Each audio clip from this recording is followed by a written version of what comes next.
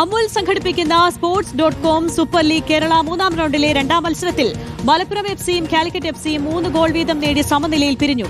കനത്ത മഴയിലും ആവേശം ചോരാത്ത കാണികളെയും കളിക്കാരെയും കണ്ട മത്സരത്തിൽ മലപ്പുറത്തിനായി എയ്തർ ആന്റലിർ, നിധിൻ മധു, ജോൺ കെനഡി എന്നിവരാണ് സ്കോർ ചെയ്തത്.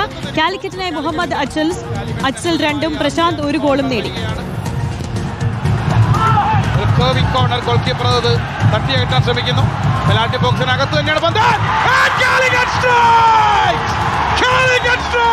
മുഹമ്മദ് അച്സൽ ഇന്നത്തെ കളിയിൽ സ്റ്റാർട്ടിംഗ് 11ലേക്ക് വന്ന Muhammad അച്സൽ. What a goal! What a start for Calicut! ഇതാണ് കാലിക്കറ്റിന്റെ തുടക്കം. 3 കളികളിൽ മലപ്പുറത്തിന് മലയാളത്തിന് 5ഉം കാലിക്കറ്റിന് 4 പോയിന്റുമായി മൂന്നാം റൗണ്ടിലെ അവസാന മത്സരം ഒക്ടോബർ 24 നടക്കും. ഫോഴ്സ കൊച്ചി എഫ്സിക്ക് കണ്ണൂർ വാരിയേഴ്സ് എഫ്സിയാണ് എതിരാളികൾ. പുതിയതായി സജ്ജമാക്കിയ എറണാകുളം മഹാരാജാസ് കോളേജ് സ്റ്റേഡിയമാണ് മത്സരത്തിന് വേദിയാവുക.